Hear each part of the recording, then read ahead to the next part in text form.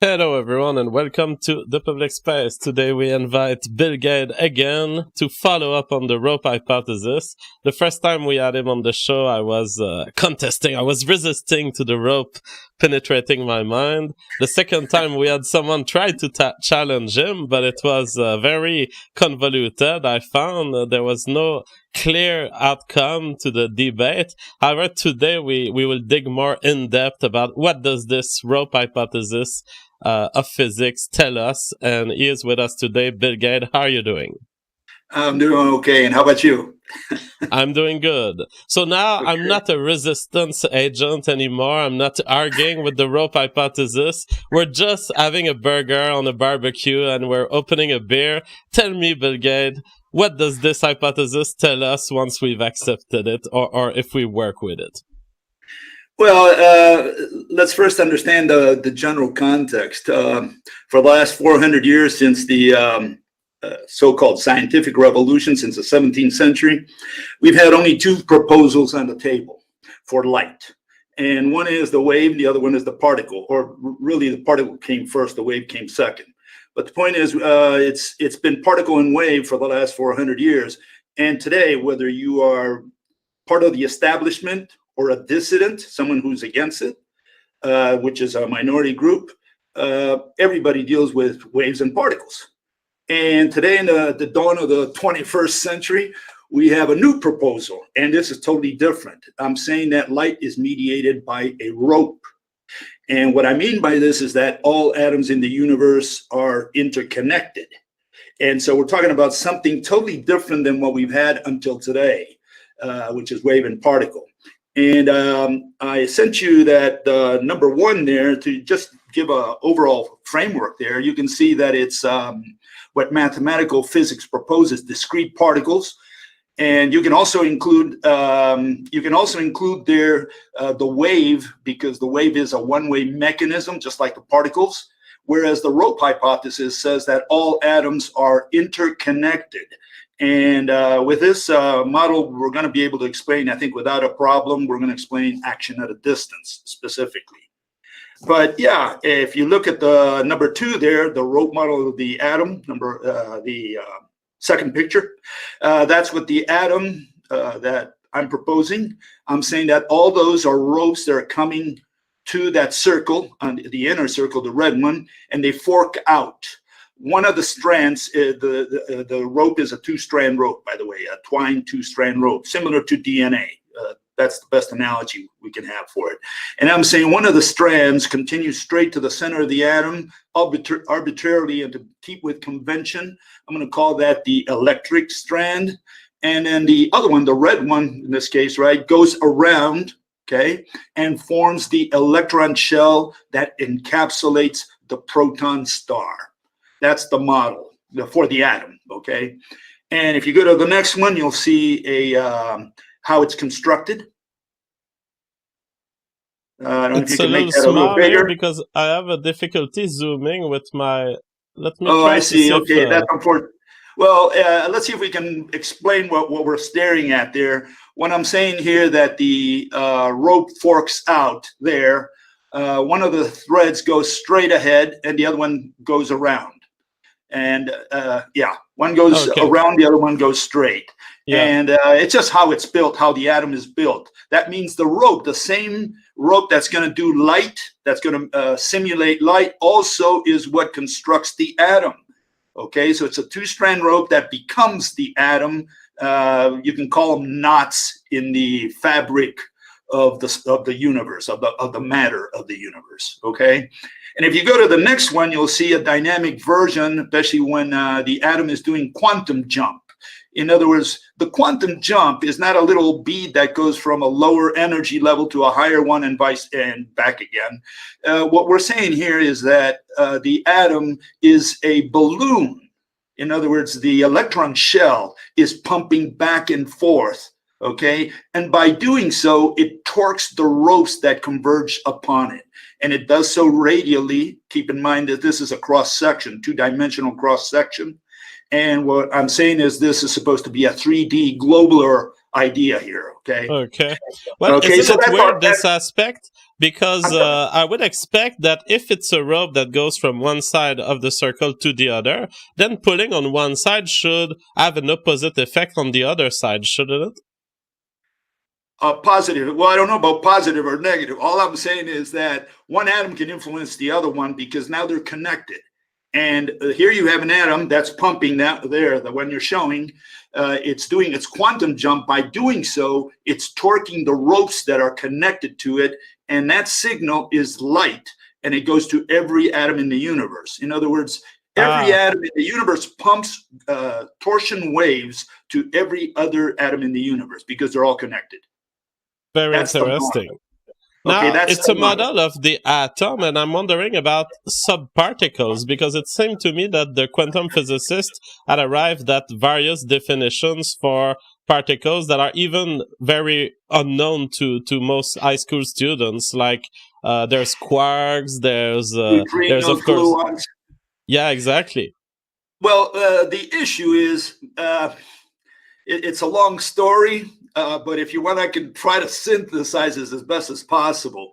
They claim to be smashing particles at CERN and at SLAC, the Stanford Linear Accelerator, Fermi Labs, all these places, Brookhaven. They claim to collide particles. They've never seen a particle. Okay, that's the first one we have to understand. They've never seen a particle, and if you want proof, I'll prove it to you right now. Go to the standard model, and you'll find a few particles, a dozen particles there, okay? And what you'll find is that you don't see a single picture of any of them. And you would say, hold it, if particles have been proven, what do they look like? And that's important. That's important, let me tell you why, because it's related to their properties. If I tell you that an electron or whatever particle really is hook-shaped, right? Then you can imagine pull because, you have these two hooks, one's pulling on another. So you can imagine how the shape is related, for example, to why it can pull, to its properties, or if it's elastic. But if they're all balls, little deep beads, then you cannot imagine pull, for example. You cannot explain pull with that. And so the shape of particles is important. And what these people do is they just smash particles. They say, we can't see them. We mathematically describe them. And they keep saying that we smash particles, but what are those particles? How do they determine that this one's called Johnny and that one's called Peter? The way they do it, they see traces or what they think are traces inside their chamber. And they say, oh, every time we smash the particles, we see this one, this squiggly line over here. And this one we'll call the electron. And they see another squiggly line, and what is that one? Well, we'll call that the muon or a neutrino or whatever. And so they give names to the squiggly lines, thinking that they're traces, but that doesn't mean, that's an assumption. People think that they've proven particles, and no, the particle is an assumption. They're assuming that what they're staring at are particles. And so you don't deny that they are observing a physical process, but you are rethinking that, and you say that thinking of them as particle is a wrong view. It's not only wrong, but first of all, it's an inference. Okay, but second, I think it's a wrong view because they cannot explain any phenomenon. And if I go through the list, you'll see, I'll cover that subject. So let's go to the next point, which is light. Let's look at light. I looked at the atom. That's the atom. Now let's look at the checklist of light. I'm saying that we have a brand new proposal on the table, and the brand new proposal is that we have a rope. And the question is, does the rope meet the specifications of the checklist? In other words, these are things that any proposal that's put on the table should more or less try to meet, because these are things that we have already experienced throughout the centuries almost. And the first one, it's got to have a body, because otherwise it's not a part of physics. It's got to be an object. It's got to be something in there. And again, we define an object as that which has shape. So I'm saying that whatever's in there has some kind of architecture. And I'm saying that because, for example, the people who propose the transverse wave, they say it's the waving of nothing. And that makes no sense whatsoever. The second point there is, on the checklist, is that it must start at the atom, because the atom is the origin of light. So, the rope meets that criterion. And then the next one is that it travels rectilinearly. Actually, I have a question on this Yes, because sir. I've always wondered. I learned in high school that static electricity was generating some sparks, and this was through electron jumps around the atom. The electron changing its position releases energy in the form of photons. That's how much I've learned. Now, is it always the case that light always comes from atoms and always we know how to produce it? The quantum itself and the classical mechanics say that the origin of light is the atom, and it's Niels Bohr came up with that idea in the early 19th century by saying, look, when the atom quantum jumps, that's when that's when it releases energy, and that release of energy is what we call light. So I don't have a disagreement with that. I'm just saying that with a rope, we've got a totally different model to explain the same thing that Niels Bohr proposed, and that is that when the atom expands and contracts, it torques the rope back and forth. And that back and forth torsion, each one of those links that it releases, that radially, that's what we'll call energy. Okay, that's the energy that we're talking about. So it's a different model, but it doesn't contradict what Niels Bohr said and what quantum says in general. Let's go with the next. I'll return to the light checklist because I'll go back and forth. But let's go with the next GIF there. Straightness. It says travels rectilinear or stretches straight. In the case of the rope, it's going to stretch straight. Okay. Whereas in quantum mechanics, whether you use the wave or whether you use the particle, we're talking about traveling. Here, we're not talking about traveling. We're talking about torquing, and there's a signal, which is the torsion propagating along the rope. The rope itself doesn't travel. And if you look at the next GIF there, what is it, number 6? Yeah, straightness. And here you can see that the torsion wave along a rope is completely straight. So it does meet that specification required by the checklist. On the other hand, transverse waves and standing waves, as you can see, are not very straight. And discrete photons, again, why would a series of particles, discrete particles, travel in a straight line? For example, think about the sun. It's got an atom in it, and then that atom produces light, right? It sends a photon, little particles. But the sun itself is turning around. It's spinning. And so it's like, think of a water sprinkler, throwing drops of water in every direction. And that's what you would think would happen if light consisted of particles. All these particles would go in every direction. They would never travel straight. Well, in all fairness, in empty space out there, when you're an astronaut and you're projected into a straight line, I believe you do go into a straight line, right? Well, you as a astronaut, yes. What I'm saying is the mechanism of generation of light. If an atom is the one that creates the photon, right? And that atom is spinning and the sun is spinning, there's no way a series of photons, of discrete photons, would travel in a straight line. That's what I'm saying. So the only one that can do that right now is the rope. The rope would, if it's tied between two atoms, it does maintain, the rope is always tight. So the torsion travels along a straight path because the highway is straight. Okay. The next one is speed. If you look at speed, the next GIF there, here's speed. And you can see that the transverse wave is the snail, the turtle is the longitudinal wave, and the torsion wave is the cheetah, which travels not only in both directions, but much faster than the snail or the turtle. Why am I putting this as an analogy? Because if you look at longitudinal waves, they travel faster than transverse wave. We've seen it with the earthquakes. When you have an earthquake, you have what are known as shear waves. Shear waves are transverse waves. They go up and down, just like light, the typical wave that you see for light, the up and down motion of the standing wave. And longitudinal waves are like sound. They just go back and forth along the same axis. Longitudinal waves during earthquakes travel 1.7 times faster than transverse wave from the same earthquake.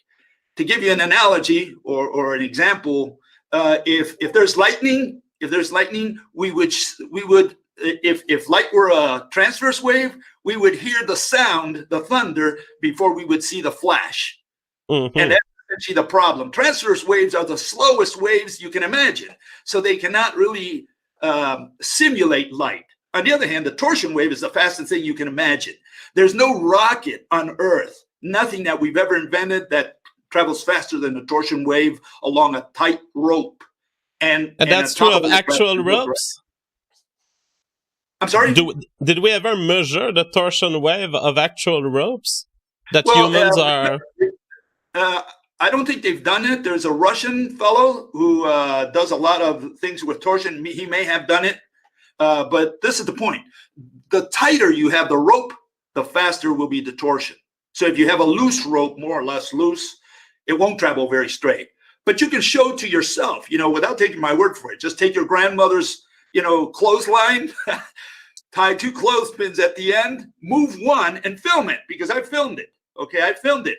And just have the rope as tight as you can from 2 poles, put 2 clothespins, and move one of them. You'll see the other one moves instantaneously. It's like Galileo said. He concluded that light travels instantaneously. That's what you'll conclude, that light is so fast you can't even figure it out. And I think the torsion wave is the only one that can show that. Okay. And then we start with the relativity principle that light travels the fastest, and we convert it into your theory, and it becomes the rope that carries light, the bgaede rope, is the tightest of all the ropes.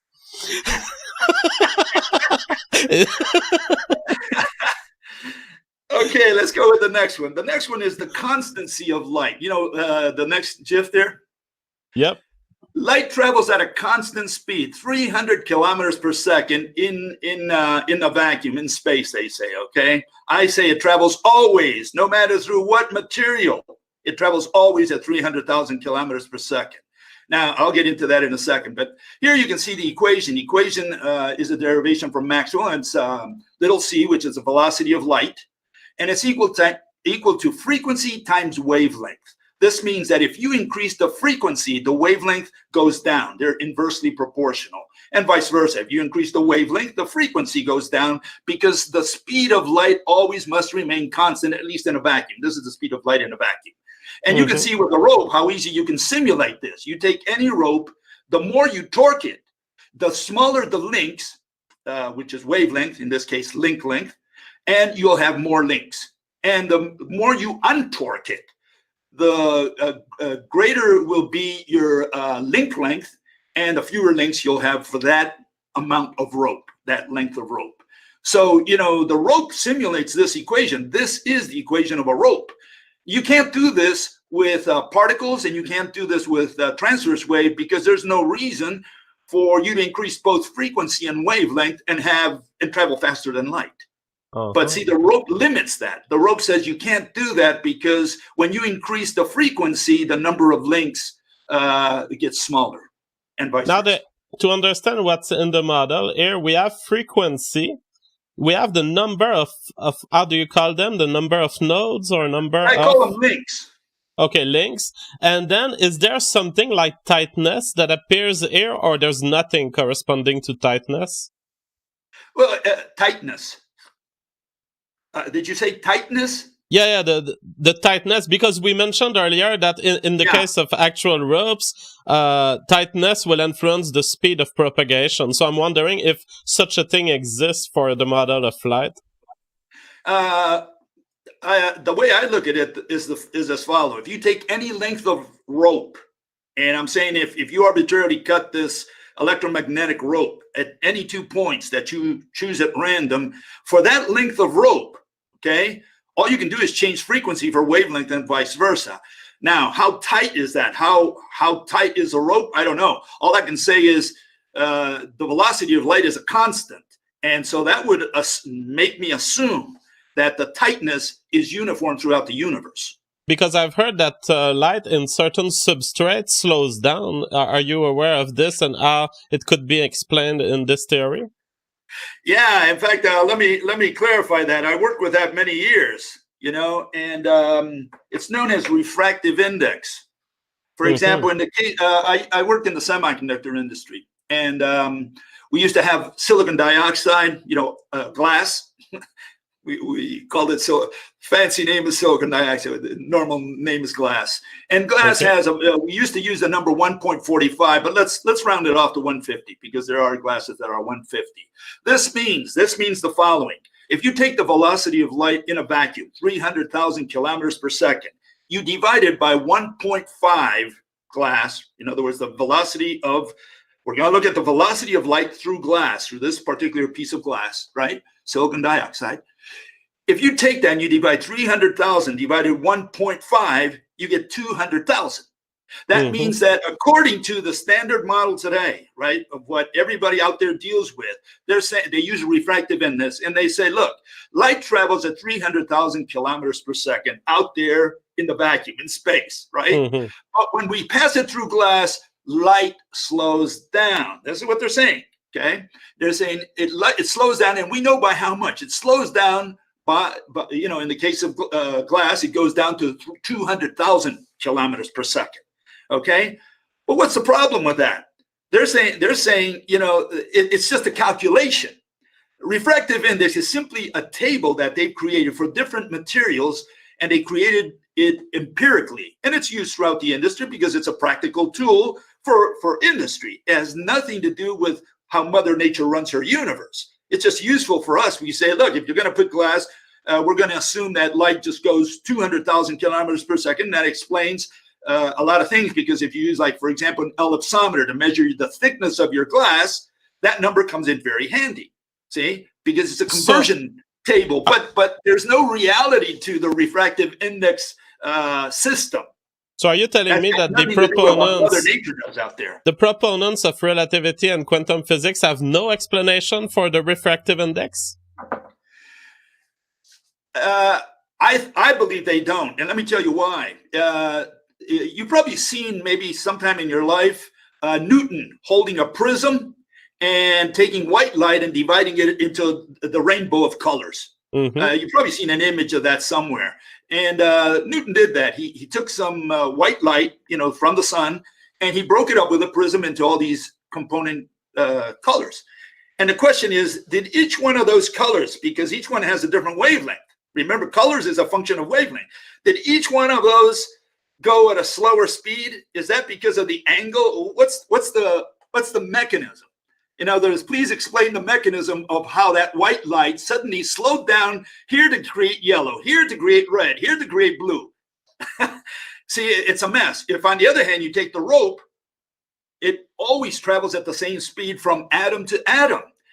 It relays the signal at a different frequency, means it changes the wavelength for the frequency, or the wavelength, or the frequency for the wavelength. There's one exchanges for the other. There is no change in the speed of light. What changes is either the frequency or the wavelength. Now we can explain the colors of light, because we say, look, what happened here when this rope gave its signal to this atom, and this atom now relayed the signal to the other atom, or to whatever you're collecting that light with.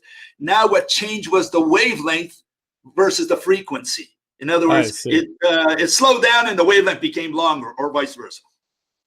That's the point. So it's a different system that we're proposing here. Okay, it's frequency and inverse relationship with wavelength.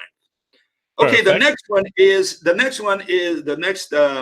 you can see here, I took this from the internet, and says, if light is a transverse wave, you can see that it fails almost every property. First, you need a medium, and they say that light is the waving of nothing. They say there is nothing there waving. It's just waving of waving. So the first thing is there's no medium. But see, in order to mimic or to simulate light, standing wave, you need a rope. You need something. You need a physical object. Otherwise, what are you shaking there? The second one, you can see it's not fast. It's very slow. Third one, it's not straight. And most important, you need to tie it at the other end. You cannot produce a standing wave, a transverse wave like they say light is, without holding it at the other end. If you let go of that other end, you will not produce a transverse wave. So to be clear, what we're looking at right now is transverse wave. Therefore, it is not your rope theory. No, it's not the rope theory. What I'm saying is the transverse wave that today is used by quantum mechanics to explain some phenomena, for example, the slit experiment or polarization, you cannot use the transverse wave because the transverse wave meets none of the requirements of the entity that's supposed to simulate light. It meets none of them. You can see it's not fast, it's not straight, it has no medium, and it must be tied at the other end. But yours is also tied at the other end, but in a different way, right? I'm sorry? Your ropes, they are tied at the other end, and even with the torsion theory. From atom to atom. Remember, from atom to atom. Remember the two threads convert into one atom, and at the other end, they also convert into another atom. So it's a whole system made with two threads, which those two threads build the atoms themselves. But the transverse wave is, aside from the fact that it's a one-way mechanism, remember, the transverse waves come out of the atom and go off to nowhere. They go in one direction only.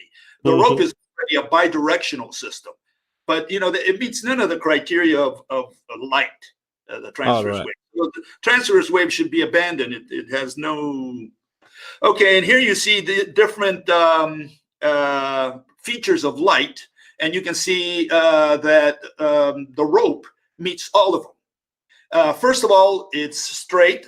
Second, you have the natural architecture, which is already curving. You know, it's undulating, but it's structurally undulating. Okay. It's also torque, so that part is also undulating. You know, it's already a wavy type of thing. Then it has wavelength. It has amplitude.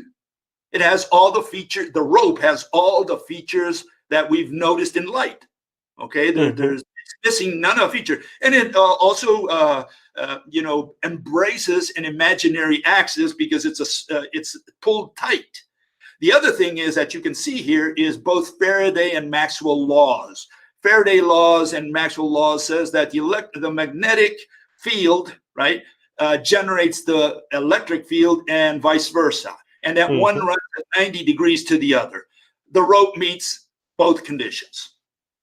Okay. Yeah. So, now, when I look at the 90 degrees perpendicularness between the magnetic field and the electric field, is that just an imagined plane? Is it a three-dimensional thing when they think of it in terms of field, or is it truly a combination of two-dimensional planes? Well, again, what they're saying is that it's a two-dimensional plane, and let me tell you why. Who was it? Augustin Fresnel. French guy, early 19th century, right? He explained polarization.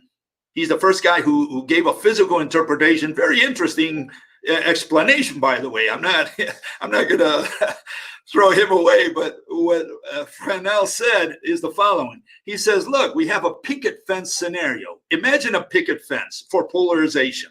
And he says, when the picket fence is up and down, vertical, it blocks out the horizontal component of light. And what remains is the vertical component. If you put a horizontal picket fence now, it eliminates the vertical component as well of light. And now you have no light. And that's what we see in polarization. Polarization, the first polarizer allows light through, the second one blocks it out completely. And they were trying to figure out, Fresnel came up with this idea. He says, look, light is a transverse wave. He came up with that. So now you can't really back away and say, well, are these two plane, you know, transverse waves? Yeah, they've got to be two planes. That means two-dimensional, because that's how they explain polarization. That's the entity, you know, that they're using to explain polarization. So for our audience who don't understand necessarily what polarization mean, and I'm one of those, what is it? What is polarization? Okay, one more time. Polarization. There's a material called, the most common one is Iceland calcspar. Okay, and this material is well, it's some sort of slate, or a very thin slate. And what it allows you to do, if you put two of these, right? One, if the molecules are oriented vertically, and the other one you can orient the molecules horizontally. The vertical ones, if you put that slate first, right? So we'll put it like that. My hand is now that that slate, right? Okay. If light tries to get through the holes of my fingers, right, the picket fence, right, Yeah. only the vertical component of light passes, and the horizontal component gets blocked out. Okay, so you will get light on the other side, but only the vertical component, or that's the theory. And then when you put a second plate, a second calc spark plate, and that plate is horizontal, it blocks out the vertical component as well, and no light gets through. And so they found out that calcium has this property, it's got this birefringence, as it's called. It's got a special properties, this material. And so it's driven nuts, just like the slit experiment. Polarization has been also a little thorn in the side of quantum mechanics. But the one thing I don't get is, it is my understanding that the magnetic field is needed to create the electric field, and the electric field is needed to generate the magnetic field. And it seems that if you stop one of those, light will stop propagating. So are these plates that you're talking about, are they stopping light? Well, you hit the nail on the head, just like I did. You said exactly, you came up with the same reason, and then I came against that idea. If light consists of two mutually perpendicular transverse waves, right? Let's assume that's the case, right? What they're saying, essentially, what Fresnel was saying, is that we can block, and let's assume that the horizontal component is the magnetic field, and the vertical component is the electric field, okay?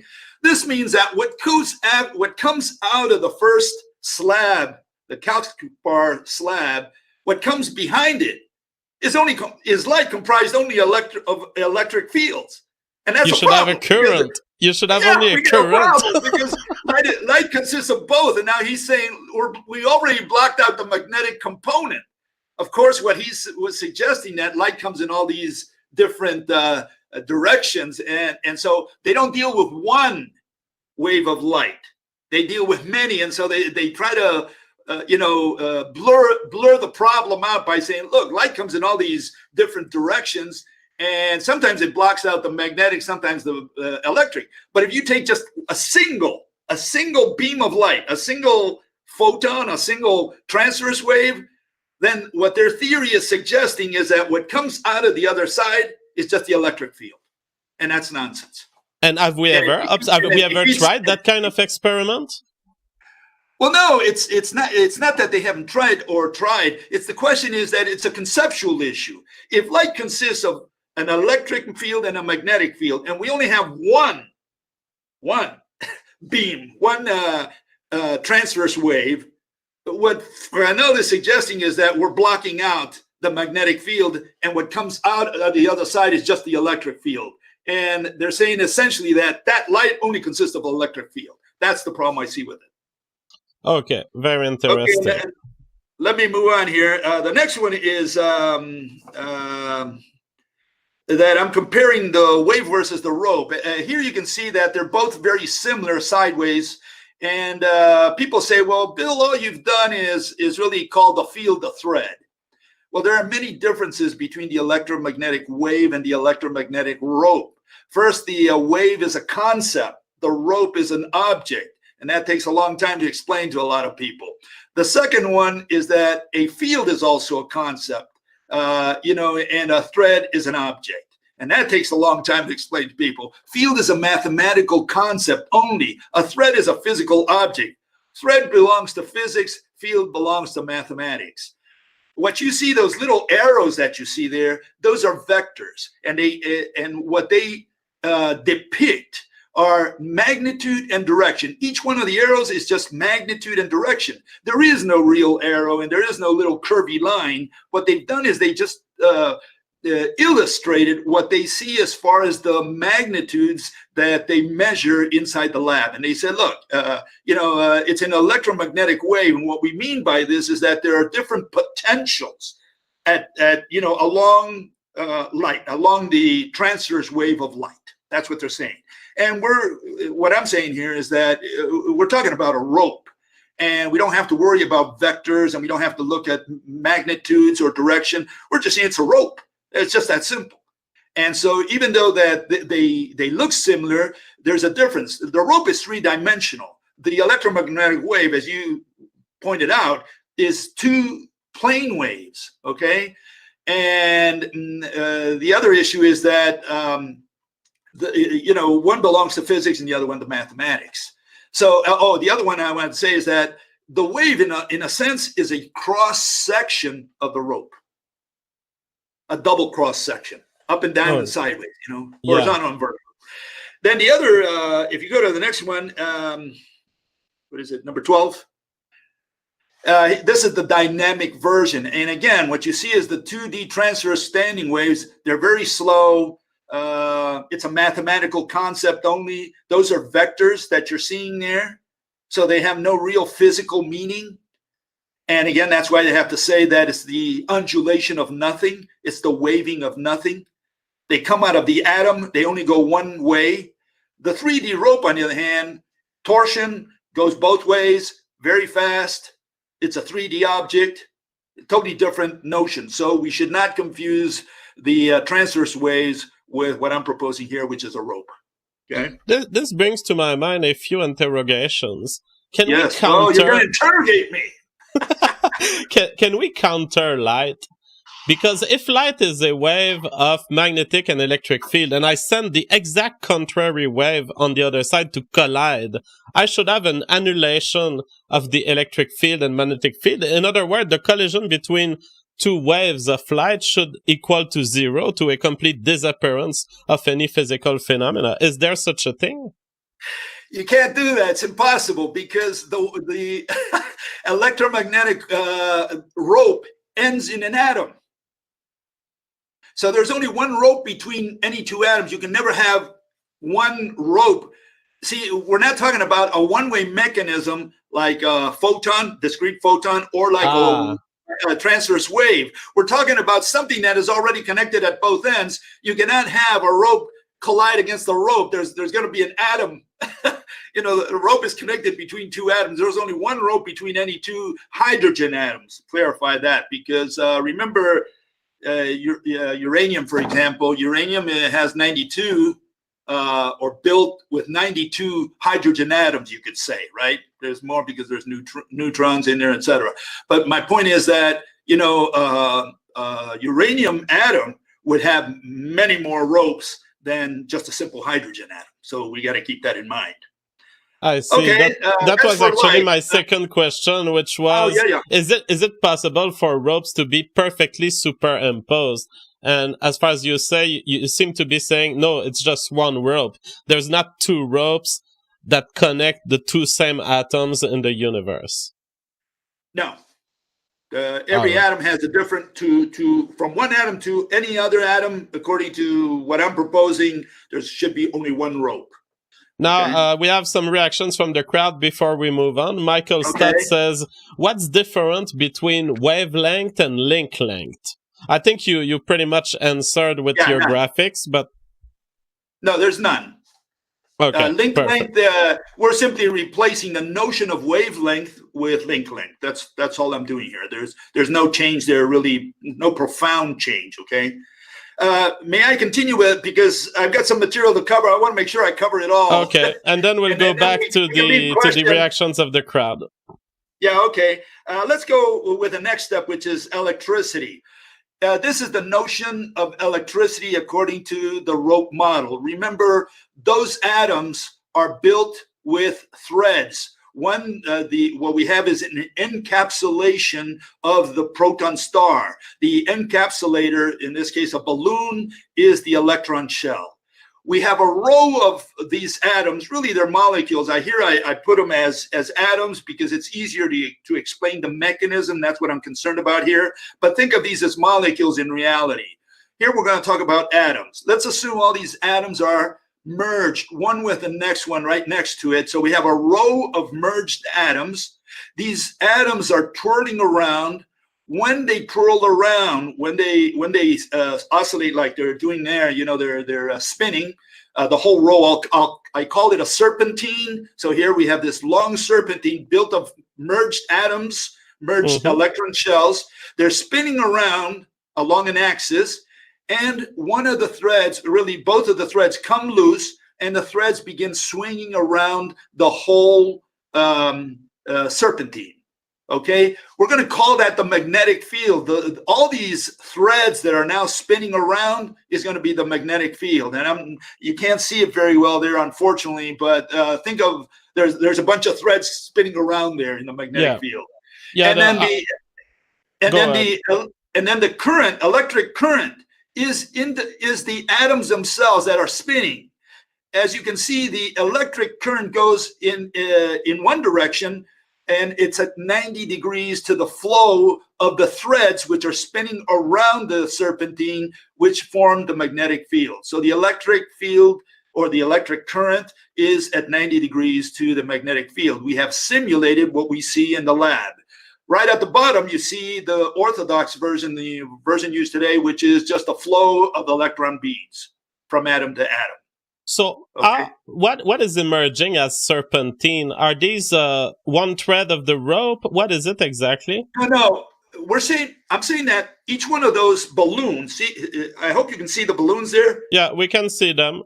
Okay, so each one of those balloons is one atom, and think of all those as hydrogen atoms, just for simplicity's sake. Okay. Think of each one of those as one hydrogen atom.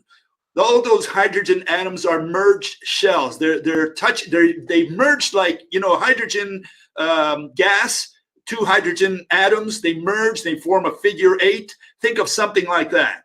So all these are merged shells. They're all in physical contact with each other. They're spinning around an axis, and by doing so, because they spin at a great speed, magnetism and electricity, all the threads come loose, and the threads start spinning around the atoms, and that bunch of threads, that wall of threads that is spinning around, that's going to be the magnetic field.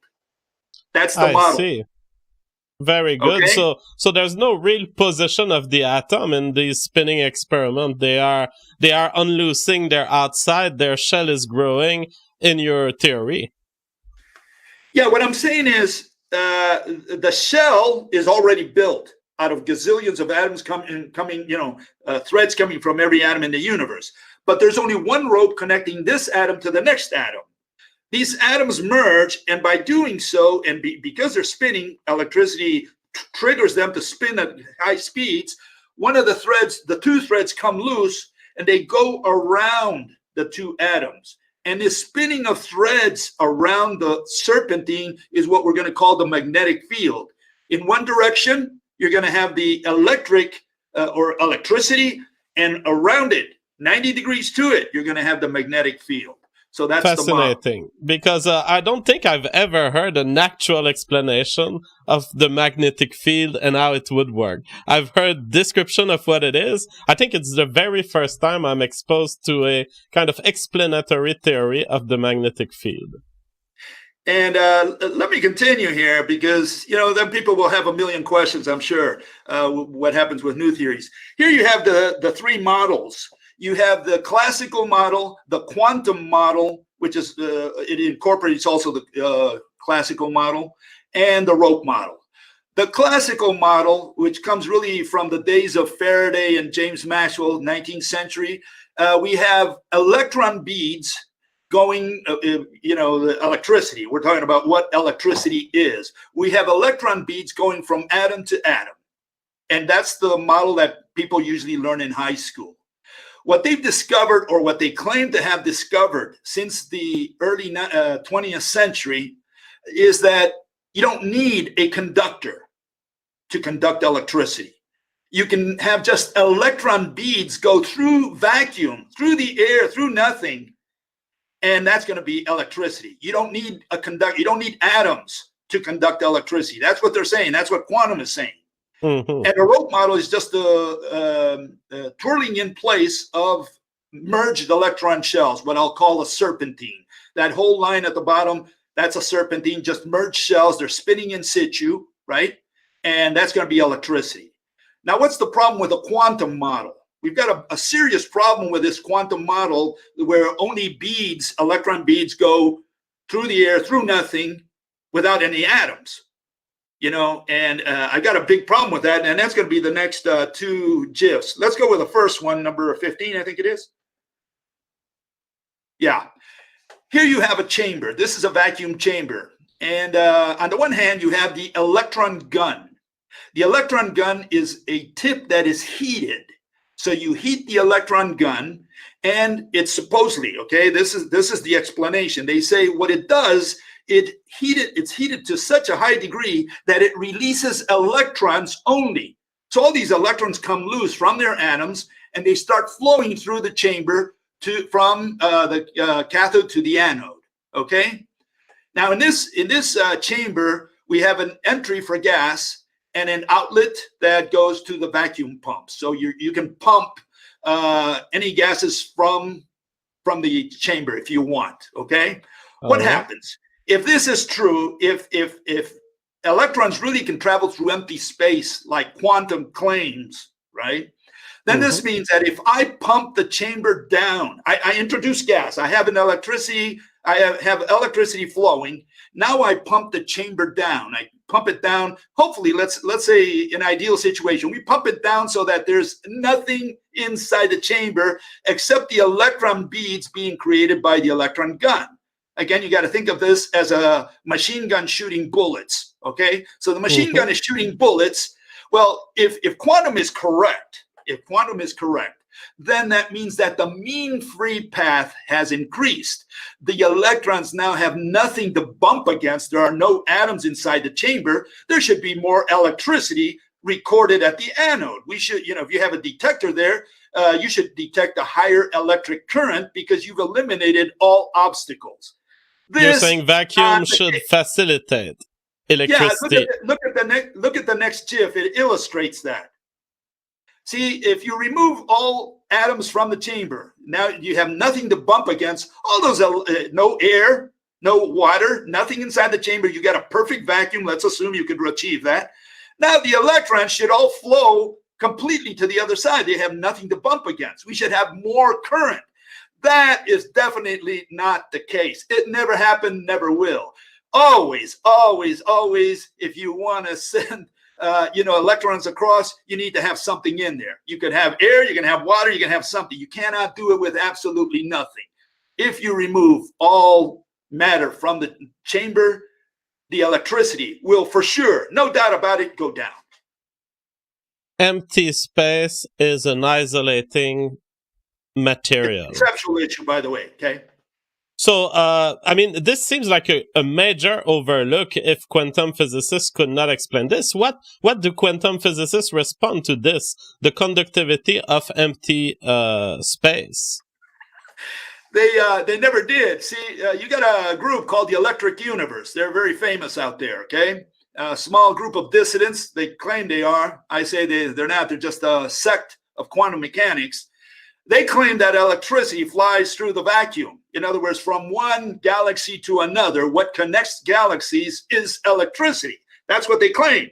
Okay. Oh. And what they're saying essentially, because see, if you look at the outer space here near the Earth, like in interplanetary space, if you look at what happens inside the solar system, we have a 10 to the minus 11, 10 to the minus 12 torr vacuum range, very high vacuum. If you go into interstellar space between stars, that drops. We don't know what it is, but we calculate it to be minus 16. And if you go into intergalactic space between galaxies, you're talking about almost no particle whatsoever. You're talking about minus 19 torr. And so what these people are saying, look, from one galaxy to another, we're all tied together. Okay, what are we tied with? We're tied by electricity. What do you mean by electricity? Yeah, we have all this plasma out there, and there's electricity flowing from one galaxy to the other through the plasma.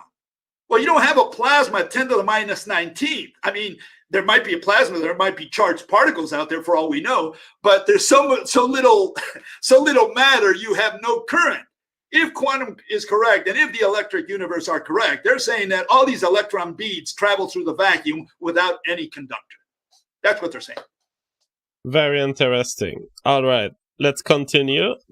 Okay, so that's electricity. Let's go with magnetism.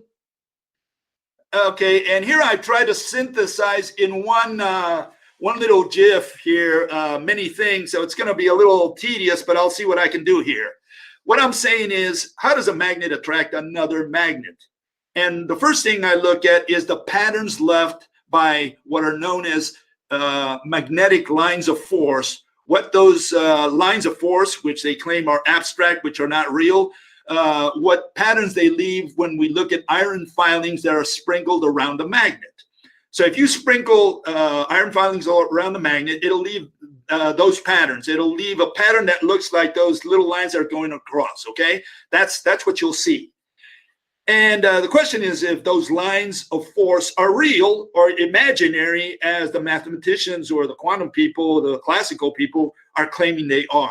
They say we use them just for illustrate to illustrate, why or how the iron filings line up in that direction. Yeah, because I remember in high school, my teacher showed me these effects, and you do see a quantal, for the lack of a better word. It's not a continuous effect. The iron things align in circular manner. And the question is, what are we talking about? Spirits? Are spirits lining those iron filings? I mean, iron filings are matter. An iron filing has a certain weight, has a certain size. It's not a nothing. It's something, right? And here you have this nothing, these lines of force, and they have the power. They're abstract according to, the establishment. And it turns out that these abstractions have the ability to align all these real things known as iron filings. That's nonsense. Those lines of force are real. In fact, they cause attraction and they cause repulsion between magnets. It's those lines of force that do the trick. They have to be real. The fact that we can't see them, the fact that we can't touch them, doesn't mean that they're not there. They just function at a different level. They function in a world that deals with threads. And, atoms cannot really do anything with threads. It's the other way around. Threads will affect threads, but atoms cannot affect threads. So here you have these threads, and they're swinging around. They're swinging around not towards your face. They're swinging around left to right or east to west. See there? So the threads are moving in that direction, moving east to west or left to right in that direction. Yeah. Okay? Or in this case, right to left. Okay? That's how the threads are moving. How can we explain attraction and repulsion with this mechanism, with this proposal? And I'm saying right at the bottom, right at the last part of the GIF, let's wait for it a second here. All right. It's coming up, the next one right after this. If you can see it real quick. No, it's the next one, sorry.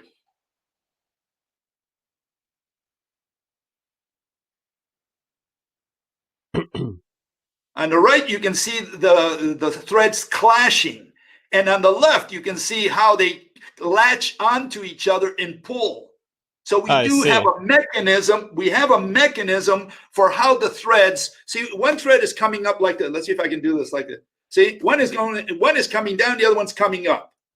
And that grabs. And then the other one, they clash and they push each other away. So by turning the magnet around, what you've done is taken the top part of the magnet and turning it from clockwise to counterclockwise. And now they clash. That's why they push each other away.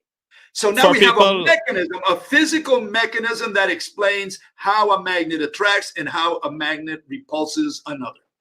For people who are used to street fights, it's the difference between doing and doing.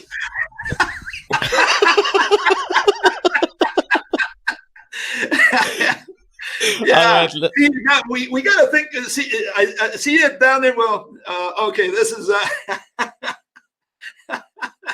that's good. I like that.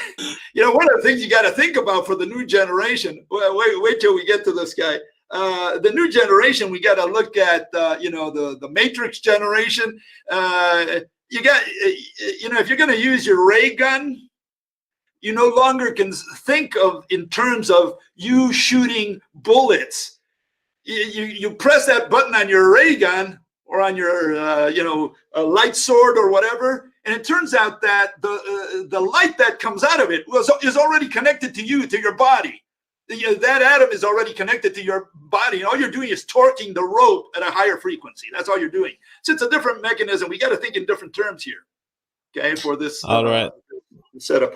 Okay, let's go with gravity, the next one. Here we have Professor Richard Muller, and he's a professor at, Berkeley? And he says the following in one of his presentation. This gives a good introduction to gravity. He says, so for example, if you have the Earth, there's a big mass here, talking about the Earth. He put the big M for the Earth there, and he drew a little man there, that's you. And you have you with your little mass here, right? Every atom on Earth is pulling on every atom of you. You're also pulling on it. The amazing thing about gravity is that it goes right through things. Well, there's only one way to explain that, and that's every atom is connected to every other atom. If you look at gravity today, the way it's explained by general relativity and by quantum mechanics doesn't explain it, but general relativity, you'll see it in the next GIF there. All right. General relativity explains gravity as warp space. So here we have the sun and we have the Earth going around. And the sun weighs down the canvas, already introducing force there, but let's forget about that for a second. The mechanism is that the sun pushes down the canvas and creates a bowl. We have a roulette. And the Earth is the little ball going around the roulette. That's the mechanism that general relativity proposes for gravity. What does quantum propose? Particles, the one on the upper left. It says it doesn't propose it for the Earth, but for cosmic scenarios, for macro scenarios, it proposes this mechanism for here earthly scenario, for the micro world. In other words, they're using the graviton particle. And here I just put it in the context of the cosmic, in a cosmic scenario. And I'm saying, look, if the sun were to throw particles at the Earth, how does that attract the Earth if it throws particles at it? The other one is the one on the right, upper right, and that's also based on particles. But the particles, instead of coming out of the sun and hitting the Earth, the particles are outside the Earth and the sun, pushing the Earth towards the sun. Are there any people actually believing in this one?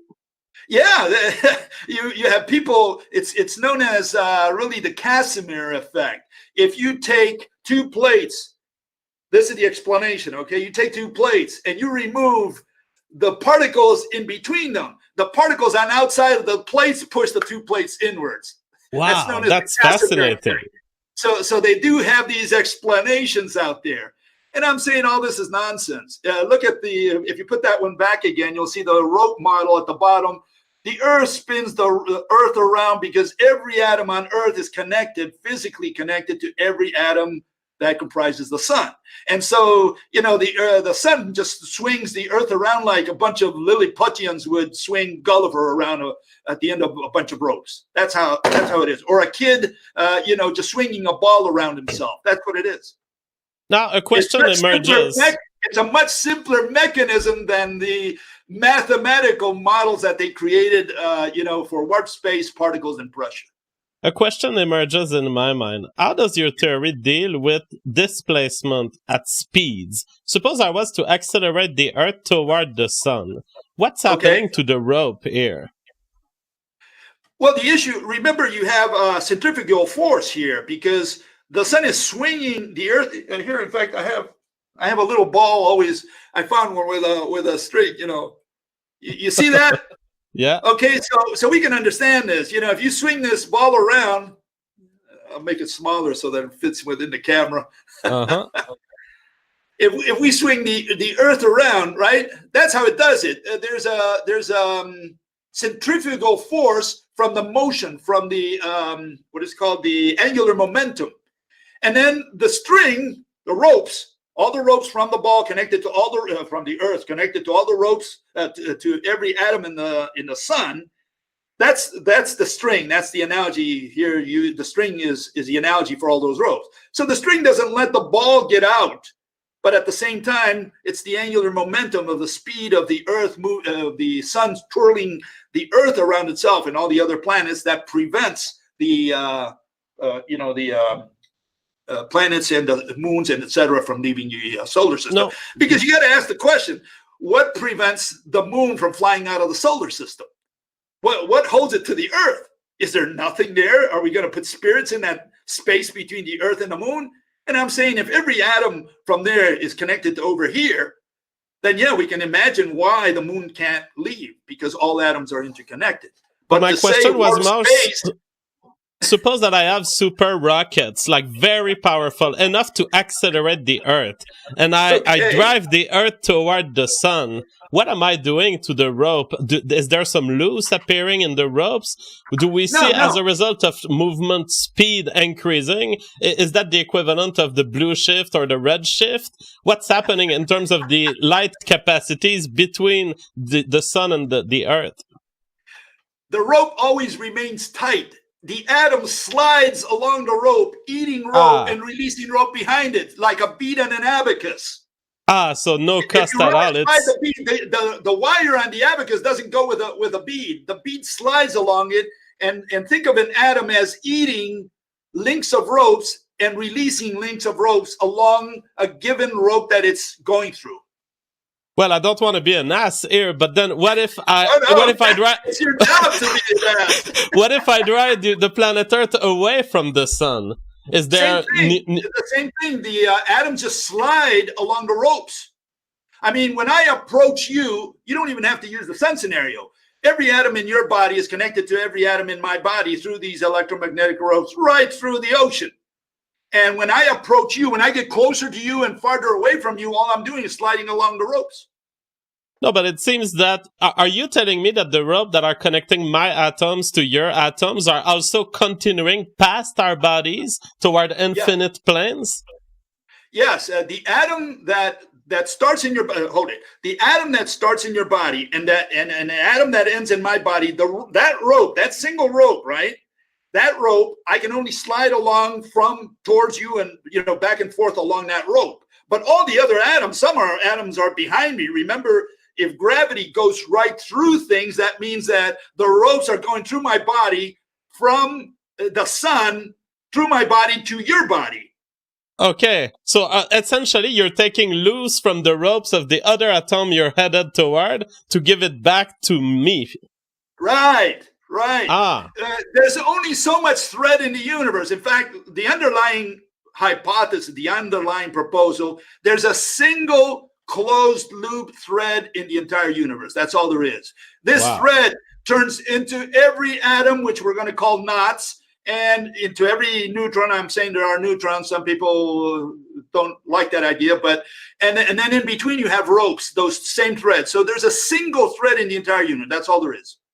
Fascinating. It seems that it does challenge some classical notions of traveling if I'm at the periphery of the universe, because I'm like that. I like to live in cold regions. I like to get away from civilization. It does seem that if I get away from the observable universe, traveling toward the empty space is going to be hard. Yeah, one of the issues we discuss is what's at the edge of the universe, as we call it, right? Remember, space is nothing. There is no such thing as space. And I define space as that which has no shape. And it's the opposite of an object, which is that which has shape. So we have that which has no shape and that which has shape. So space is we don't have to worry about space. Space is not really part of physics. Physics only deals with the objects. And the issue here is the following: what's at the edge of matter, that ball of matter? If you had God's eyes and you could look at the entire universe from afar, for example, what's at the edge of that universe? And I'm saying what you'll find at the edge of the universe is the same thing you'll find here at the edge of Earth. In other words, what you'll find is swinging threads, which is the magnetic field that covers the planet. That's what you'll find at the edge of the universe. Magnetic fields. Was there any other images to go through? Let me just finish up on gravity here. Just got two, what is it? So this is the mechanism that I'm proposing. The Earth is swung around by the sun because every atom is connected to, every atom from the Earth is connected to every atom of the sun. And if you go to the next GIF there, the last one. No, that's the first one. Oops. There's number 20. There's number 20. For some reason, I don't have it, but maybe I can check back into what you had sent me. That's not so important. I was just showing the mechanism of gravity. If every atom from one object is, let's see if I can simulate it here. Oh, actually, it's an animated GIF, and it rotates Oh, there along. it is. Okay, there it is. Yeah, that's the one. Okay, we got it. As you can see, the ropes, when you're far away, the ropes form one coaxial. They come together. Next one. Let's look at the next one there. All right. Well, it's animated, so I have to wait through every picture. I see. That's what it is. Okay, yeah. That was the first one. Okay, so all atoms are interconnected from two objects. And then the farther away they are, the ropes come together. The closer they are, the ropes fan out. That's the mechanism that I'm proposing for acceleration of gravity. And you can see as the elephant drops, the ropes fan out. So if you look at that a couple more times, maybe you'll get an idea of what mechanism I'm proposing. All atoms are interconnected. The farther they are, the closer they come together. The closer they are, the objects, the more they fan out. And you can see how the ropes connecting the elephant to the earth are becoming wider and wider. They have different angles as the elephant falls to earth. That's the acceleration of gravity that I'm proposing. Okay. Is there a prediction of a different acceleration of gravity depending on your distance from the Earth? Of course. You got to remember one thing, and this is the term called weight. You know, when you say, what is weight? And weight is something that a lot of people have not figured out. If you have an atom, just one atom, hydrogen atom, and it's at, 10,000 kilometers from the center of the Earth in one direction specifically. And we're going to assume the Earth is a perfectly spherical ball, okay, just for the sake of argument. So it's uniform, okay? So we have a little particle, we'll call it a hydrogen atom, and it's connected to the Earth by all the ropes that connect to every atom that comprises the Earth, right? That's the proposal. As soon as that atom takes one step forward, is 1 centimeter closer to the Earth, its weight has changed. Because now more ropes have fanned out from that point. Farther away, at a given, so weight is location dependent. Okay, weight is location dependent because it depends on the number of what I call effective ropes. The number of ropes that are pulling independently as a body approaches the Earth. When an astronaut or, say, a parachutist falls to Earth, all those ropes open up. And that's what causes the acceleration. You have more and more ropes pulling from different angles, from every atom on Earth, like Mr. Muller explained there. And so, you have more and more ropes the closer you are to the center of the Earth. That's the acceleration of gravity under my model. Very interesting. So is there any concluding remarks, or do we have time to get through the reactions of the crowd? Yeah, let me just conclude real quickly the following. I'm saying the following today. My only point today was the following. With a rope, I can explain several basic features of the atom. I can explain basic features of light, of electricity, magnetism, and gravity.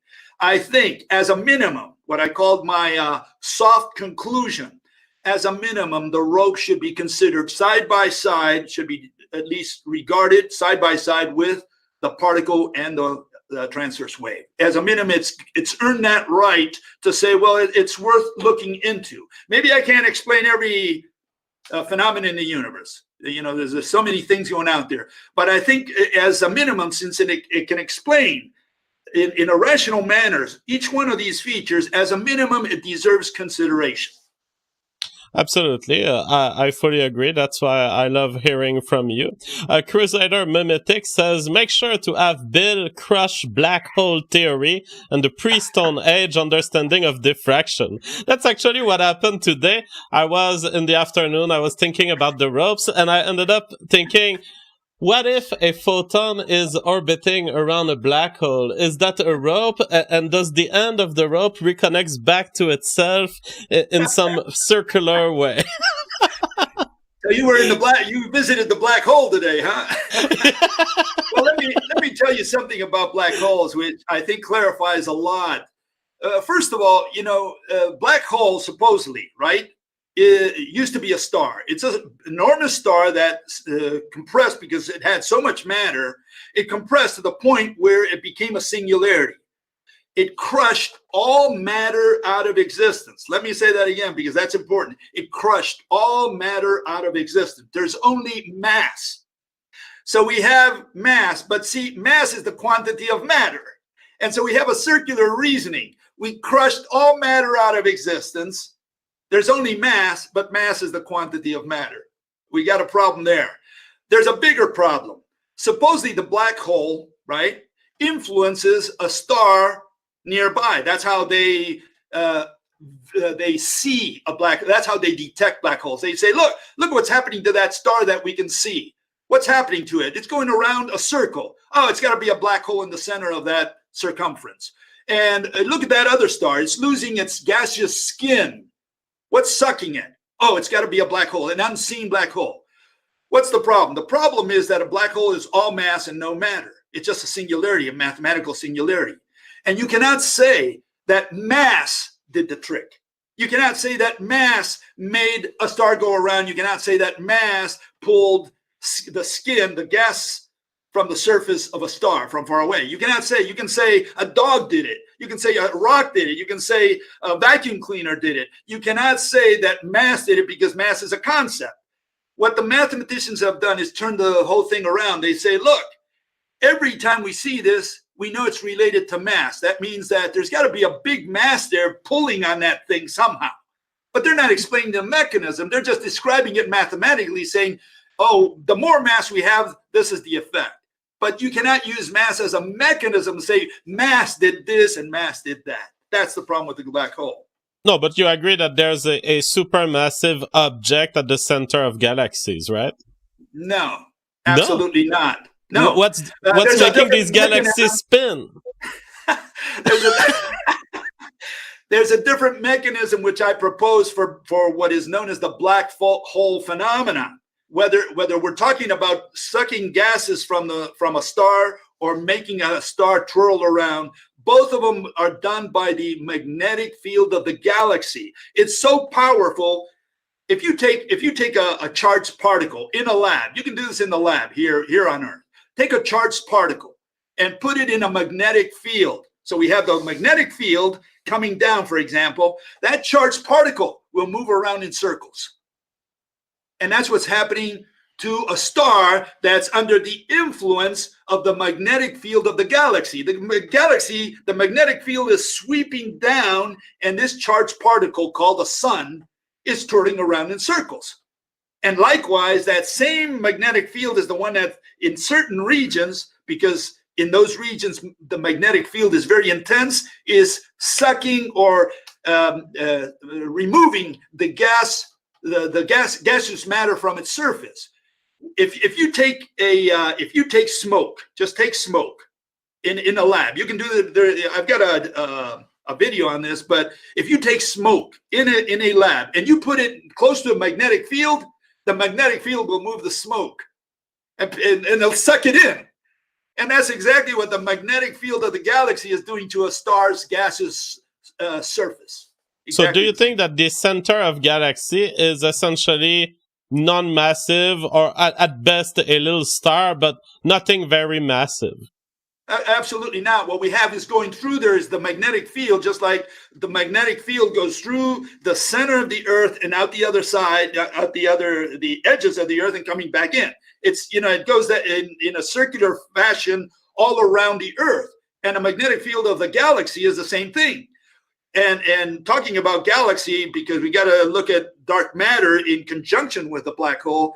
The reason the stars don't go flying out of the galaxy is because they're all connected. All the atoms are connected. So the whole galaxy twirls like a carousel. That's why galaxies don't break apart. And that's why stars at the edge of the universe, the edge of a galaxy, go just as fast as those on the inside, known as the galaxy rotation problem, because they're all connected. They're all physically connected. Wow. That is absolutely stunning. I mean, I cannot even begin to to go through the consequences of this, but if that is correct, it changes totally our view of the universe. Québécois Foie Gras says, aren't shear waves just deflected longitudinal waves?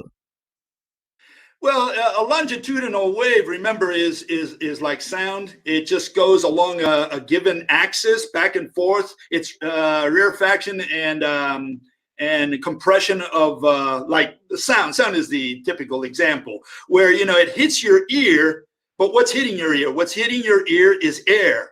The air is what's vibrating, and that's why we can hear sound.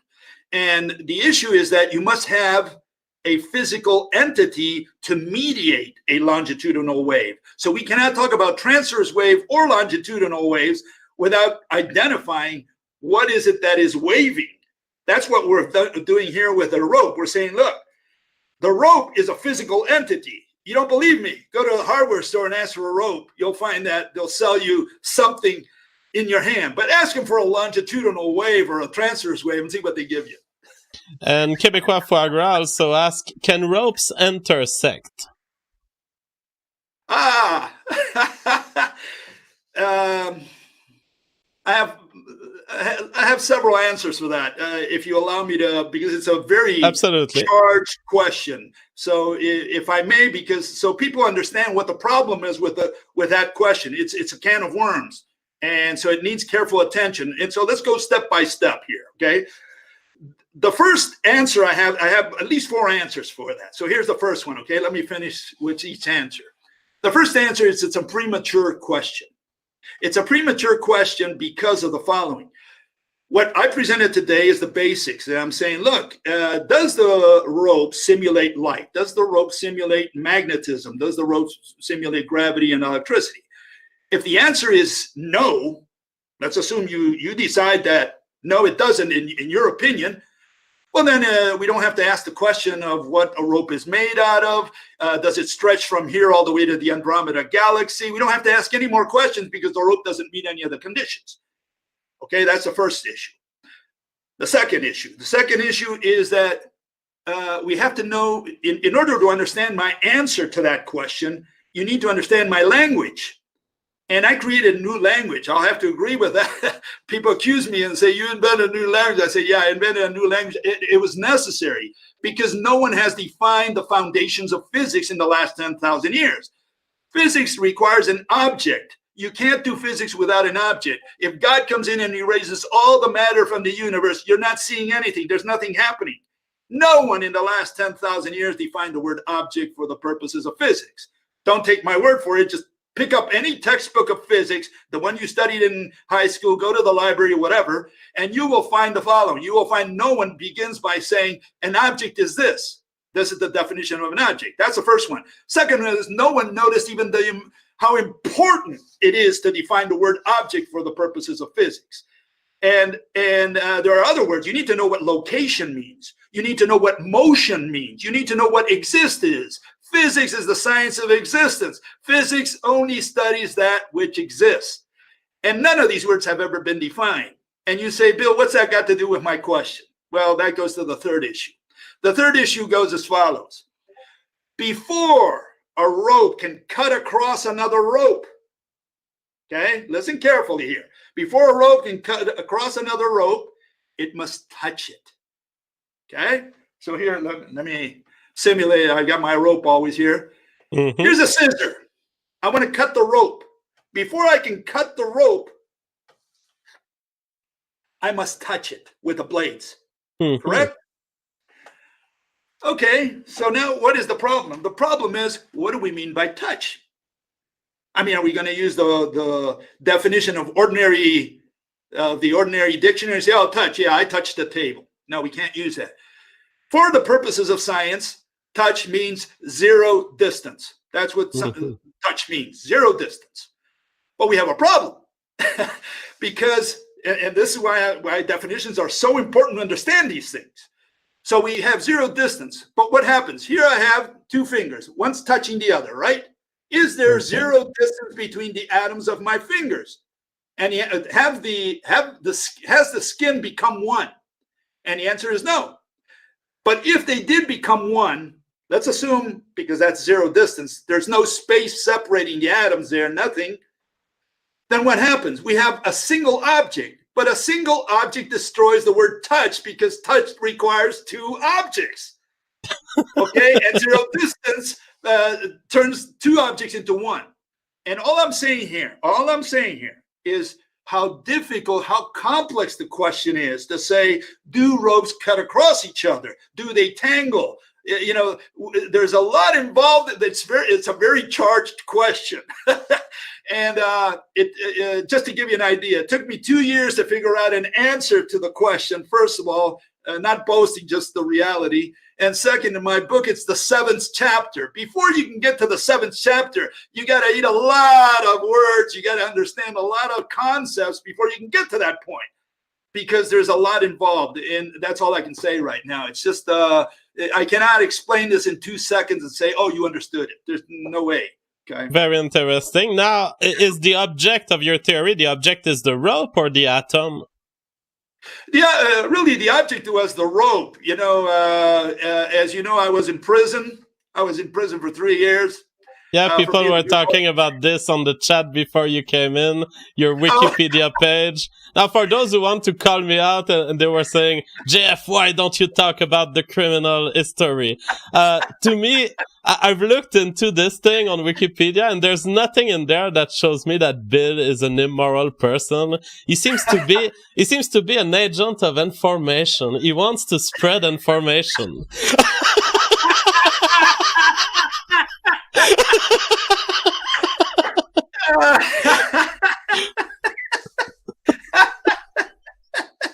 Yeah, I'm an information expert. I'm in the world of information. Well, this is what I wanted to say. When I was in prison, I was in there for 3 years.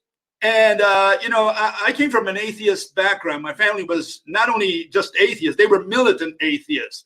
My mother, we lived in Baltimore, and we were there with Madeleine Murray O'Hare.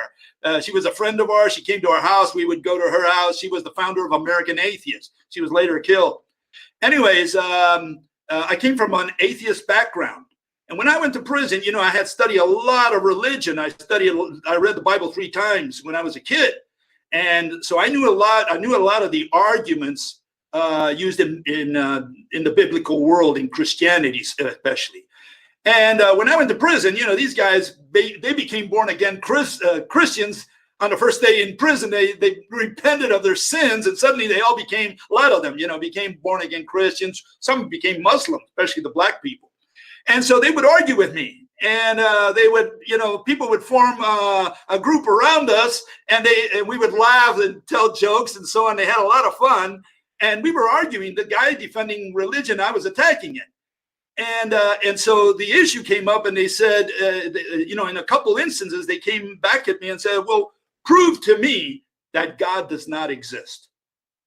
And I said, well, you know, I wasn't about to explain to them that the responsibility was his. So I said, I'm going to look up to see, you know, if I have a good answer for that question. I want to really have a good question, good answer for it. And I said, who else but the physicists? I mean, they're the head honchos of the world.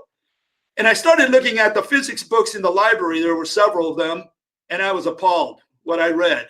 For the first time in my life, I understood what quantum general relativity and string theory were about. And it just blew my mind. And I said, forget about religion, forget about God. We got a bigger problem here. We have the people who run the world in the science world, and they're more religious than the religious folk, than the Christians. Forget about them. We got a different enemy here. And that's when I began researching. And what I specifically researched was light and gravity. I was looking light, gravity for a year and a half.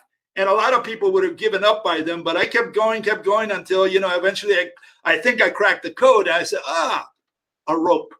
You got to change the assumptions. Wonderful. Luca Beer says, people don't think the universe be like it is, but it do. Christopher Grimm says, are we in a field of ropes? I guess.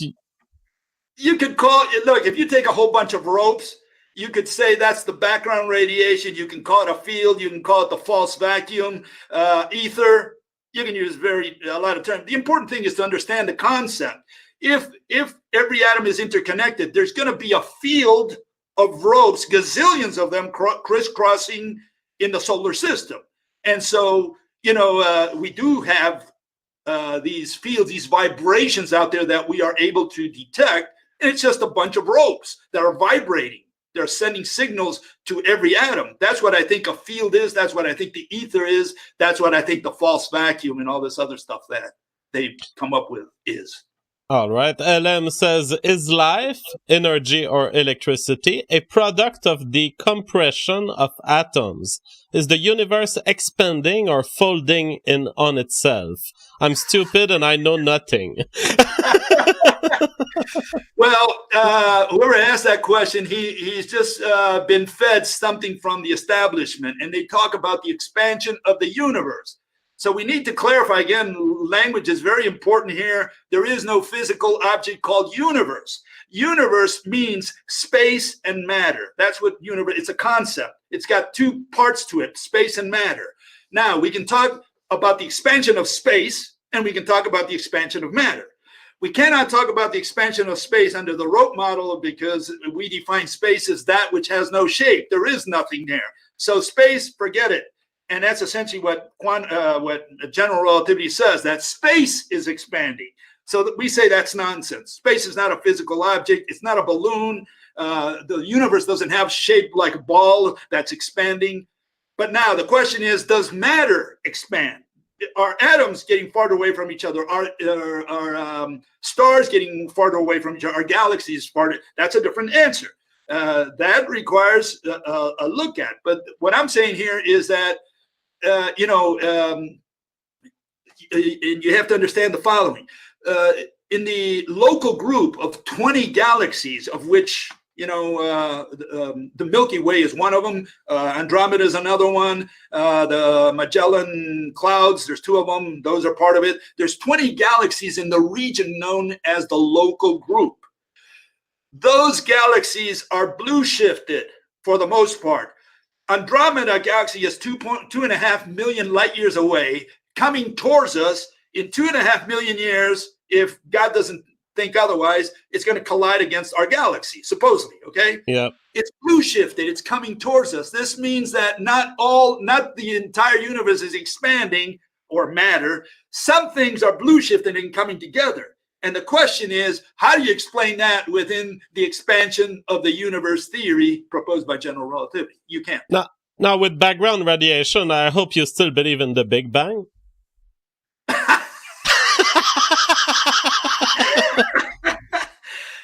Big Bang is a creationist theory. Big Bang is religion. Big Bang says there was an origin to matter, and Mr. Stephen Hawking recently died. He said that it's created out of energy. We have positive energy and negative energy, and you can increase the positive and the negative energy without changing the zero energy of the universe if you put these two energies together. In other words, you take a plus sign, you put a negative sign, +1 and -1, and you get 0. That's what he's saying. And he's saying we have the positive energy, the negative energy, and when these two separated, the positive energy became matter.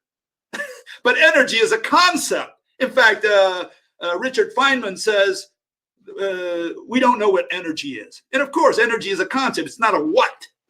You can't ask the question, what is energy? Because energy is not a what. Energy is not like you say, what is a dog?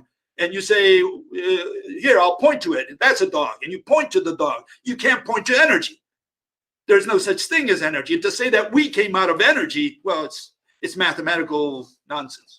All right. Streeb Roman says, fascinating discussion. Can Bill talk about the origin story of his theory of his? How did it come to him? Well, I just more or less explained it. Yeah. I was in prison and debating with these guys. I started looking for God for an explanation of what am I going to say the next time someone says, prove to me that God doesn't exist. And when I went to the physicists, I found out that these were more religious than the Christians and the Muslims. I said, forget about these guys. We got a bigger problem here. All right. And believe me, let me say just one more thing. Carl Sagan was my hero because he's a great teacher. Feynman, I had high regards for Feynman too because they were both great teachers. They had a way of communicating, which even beats me, by a mile. But they communicated nonsense, unfortunately. All right. I became disillusioned with them. Elatus says, how do the ropes explain gravitational lensing? I think this is a subject that you like to cover.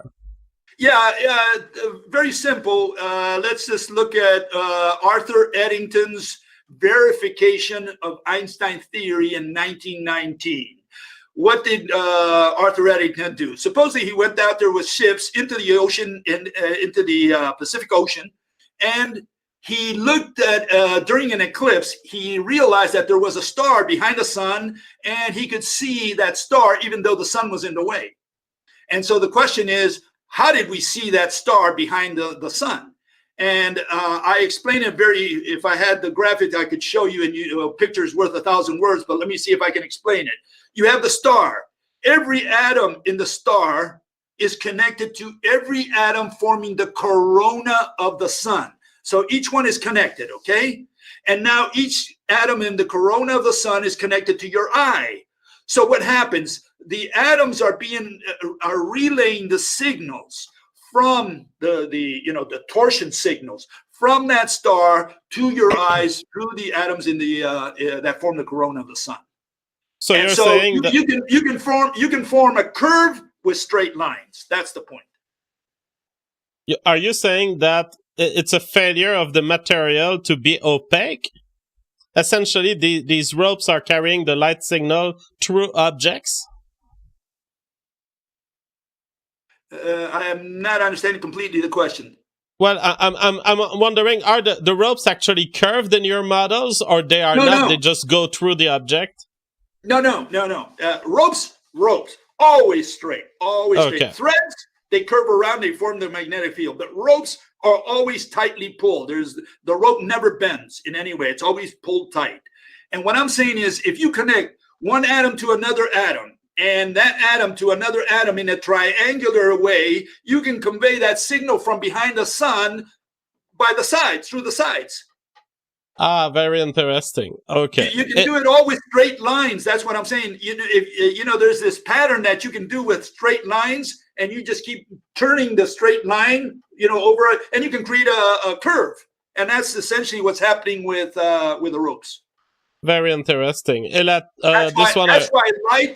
why light turns around corners. Not because light bent, but because we do it all with straight ropes that are connected from atom to atom. It's relayed. The signal is relayed. Nice. Luca Beer says, I like Bill Gaede. Hurts What I Think says, great show, gentlemen. And Amadis Samus says, Bill, are you broadcasting from a nut house? Well, all physicists are nuts. When you get into this guild, you have to be nuts for sure. Absolutely. Well, Bill, it was a pleasure. Did you have anything else to explore today? I think I'm going to conclude the show.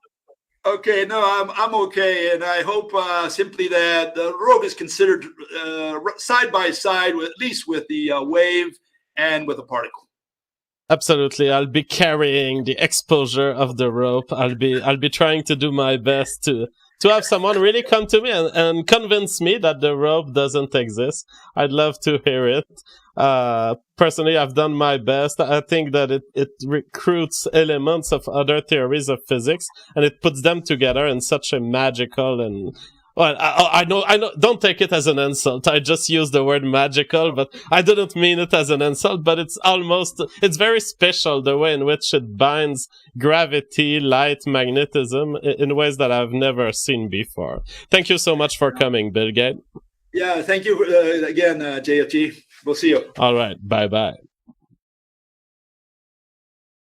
I just want to do a news show, and this homeless physicist comes here and he says to me that there's no black hole at the center of galaxies. I don't know what to think. Anyways, for you guys who are watching us, we will be doing the Patreon hangout tonight. What time is it? 8:36 right now. So let us start the Patreon hangout at 9 p.m. This will be in 24 minutes from now. If you haven't joined the Patreon right now, you can do it. And it's at the $20 level. And you will be receiving a link. You have 5 minutes after the show to do it, because I'll be sending the link in about 10 minutes from now. So join us tonight for the private hangout where we will discuss anything that you want to discuss. We'll look at the news and we'll see what are the future projects for the public space. Everyone, have a good day.